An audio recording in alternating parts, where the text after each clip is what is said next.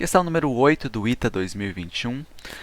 Dessa aqui eu vou fazer um pouco diferente. Eu vou primeiro ler a questão, eu não vou ler as alternativas para a gente marcar V ou F.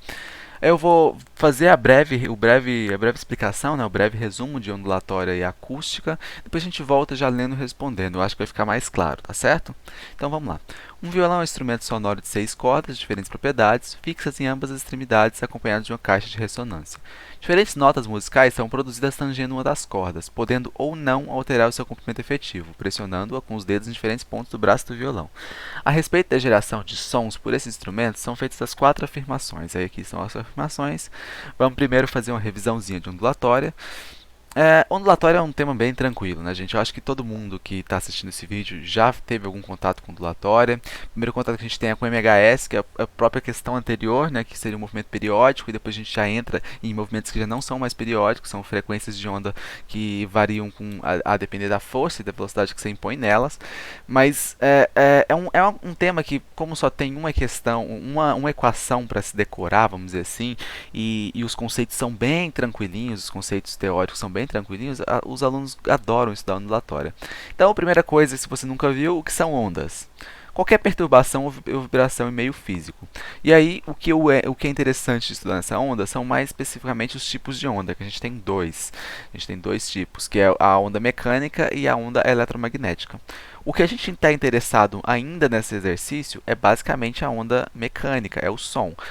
Se eu pudesse diferenciar, assim, a grosso modo, a onda eletromagnética da onda mecânica, eu falaria a luz, a onda eletromagnética, ela consegue se propagar no vácuo. Não são todas, mas a luz, por exemplo, consegue. O som é uma onda que não se propaga no vácuo, ele só se propaga em meio físico, por isso aqueles filmes de Guerra nas Estrelas, de tudo aquilo que tem sons no espaço, no puro vácuo, é um pouco de mentira, sabe? Mas a gente releva porque é ficção, certo?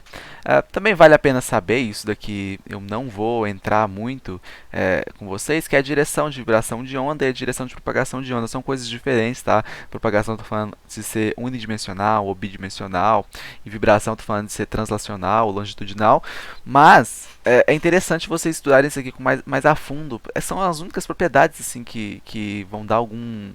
Não vão dar trabalho, mas é as únicas propriedades que valem a pena você saber sobre cada uma das ondas, certo?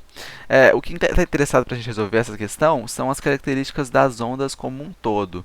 Então aqui eu fiz um desenho de como é uma onda se comportando, certo? Aqui eu fiz um pulso na onda, esse pulso oscilou. Você está vendo aqui, ele oscilou daqui até aqui, depois ele desceu até aqui. Essa parte daqui eu até cheguei a comentar na última questão, a gente chama de crista. E essa parte aqui mais baixa a gente chama de vale. É bem intuitivo, né? Se eu fizer a medição de um vale até outro vale, ou de uma crista até outra crista, eu estou fazendo uma medida de um comprimento de onda. E a gente define comprimento de onda pela letra grega lambda. Certo? Então, lambda me dá, na verdade, um comprimento de onda. Lambda também é dado em metros, viu? Como é uma medida de dimensão, é em metros. E também essa distância aqui do eixo zero até a crista, ou do eixo zero até o vale, me dá a amplitude.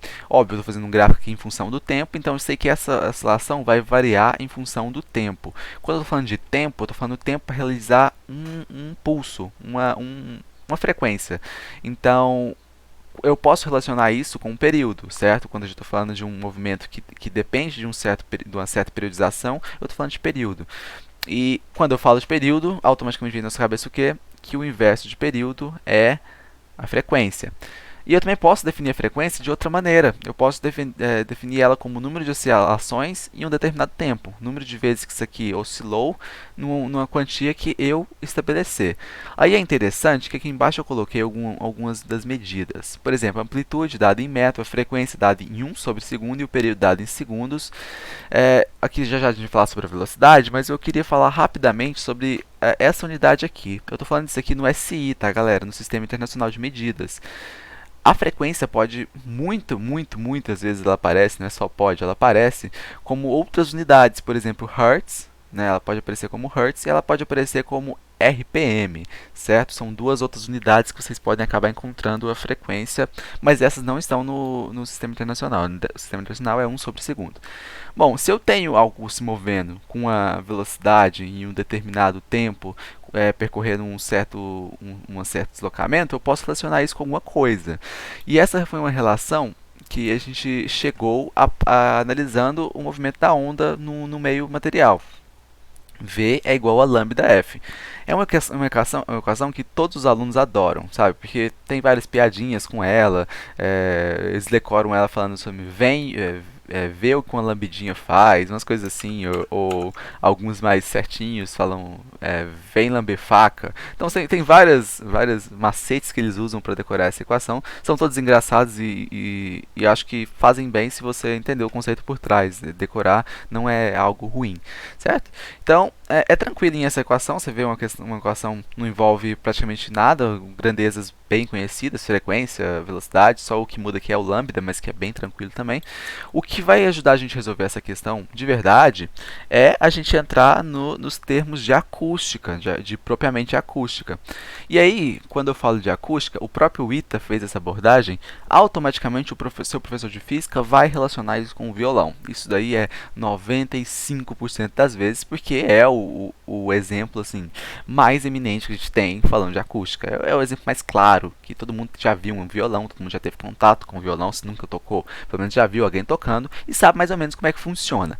Então, como é o comportamento da onda sonora do nosso meio, em especial no violão, nas cordas do violão?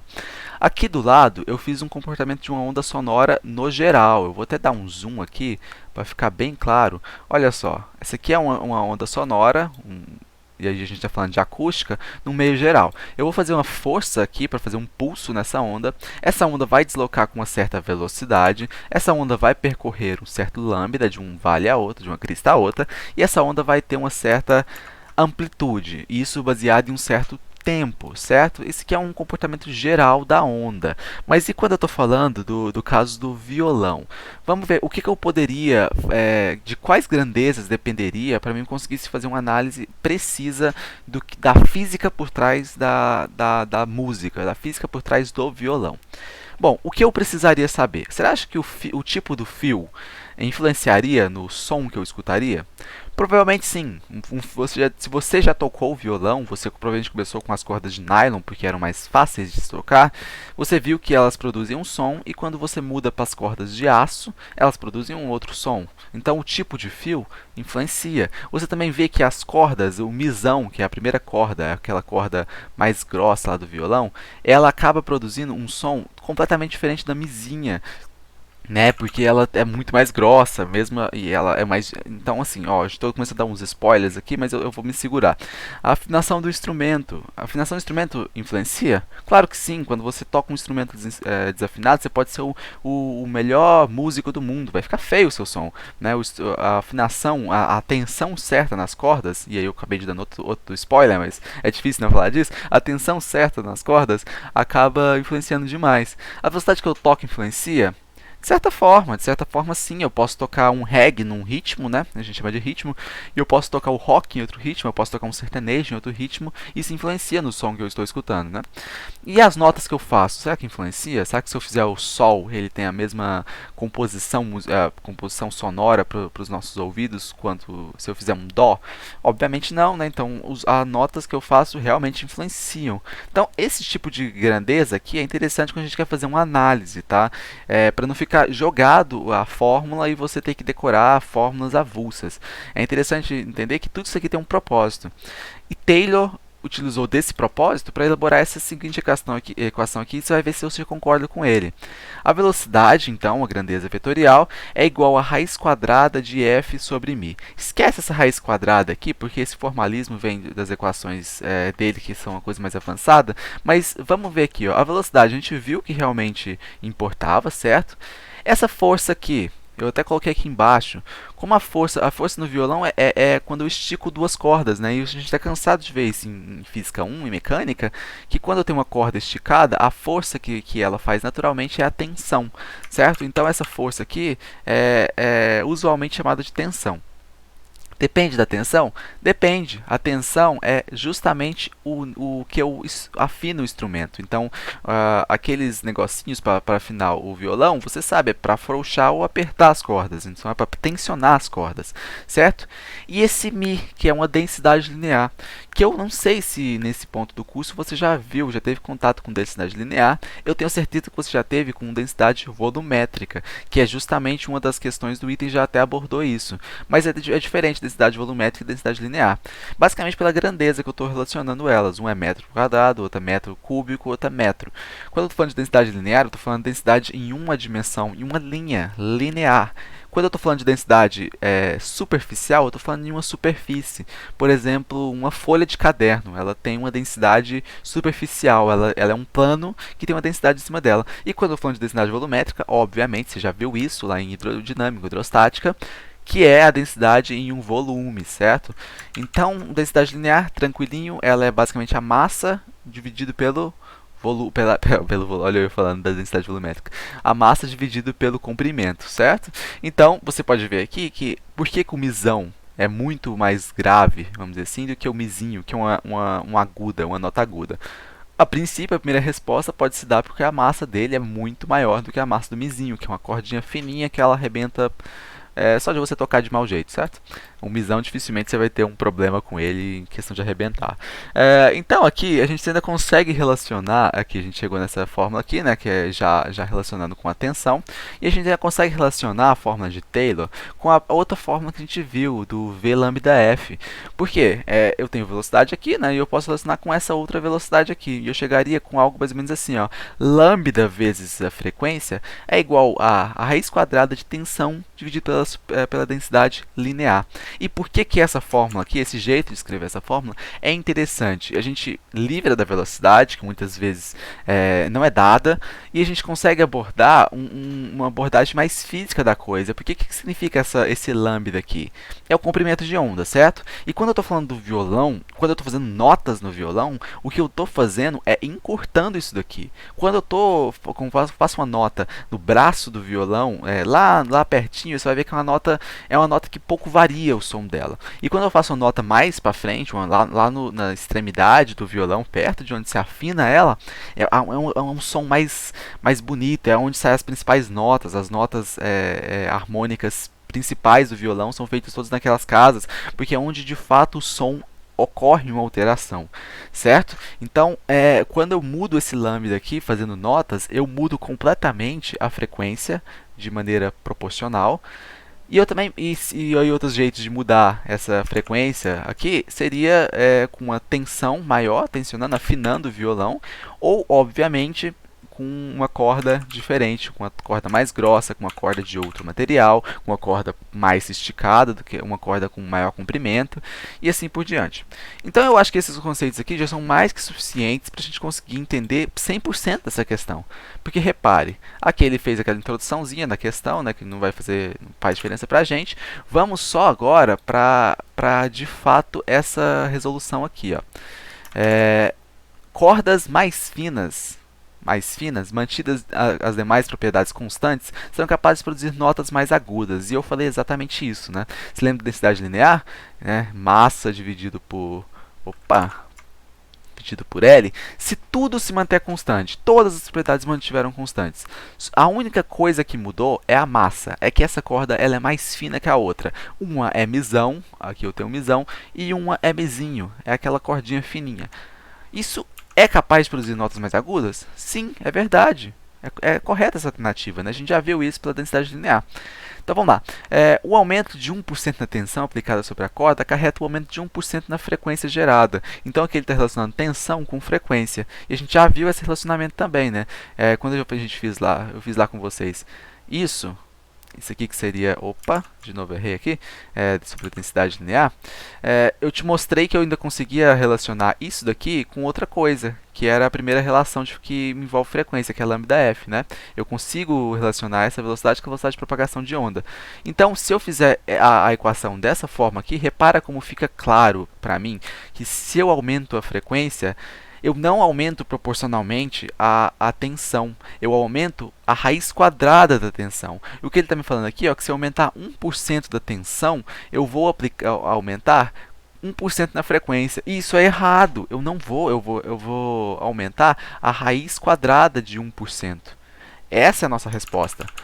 Entenderam? Porque depende da raiz quadrada. Se aqui fosse, por exemplo, se eu aumento 4% na tensão, quanto eu aumentaria na frequência? Eu aumentaria 2, né? Porque seria a raiz quadrada. Se todas as propriedades se mantiveram iguais, eu aumentaria em 2, que seria a raiz quadrada, certo? Então, outra questão aqui, questão falsa, depende da raiz quadrada e não não é diretamente proporcional.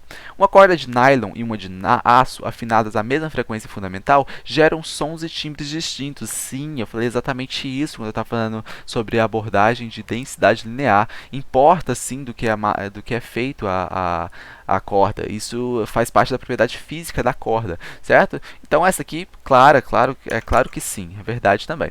Ao pressionar a corda do violão, o musicista gera um som de frequência maior e comprimento de onda menor em comparação ao som produzido pela corda livremente. Então vamos analisar passo a passo essa questão aqui. Quando eu pressiono uma corda de violão, o musicista gera um som com uma frequência maior. Então o que eu estou falando aqui? Eu pressionei essa corda, ou seja, eu diminuí esse lambda aqui. Se eu diminuir e eu quero que isso aqui se mantenha constante, isso aqui tem que aumentar. Então a frequência tem que aumentar. O que ele me falou? Gera uma frequência maior. Então a primeira parte está certa. E comprimento de onda menor. Exatamente isso, porque para me pressionar uma corda, eu estou diminuindo o meu comprimento de onda. Então, outra questão correta, resposta certa, VFVV. Qual que é? VFVV. Letra C. Tranquilinha, demorei para postar essa questão porque tive alguns problemas com a mesa digitalizadora, mas questão simples de acústica, espero que todos os conceitos tenham ficado bem claros para vocês.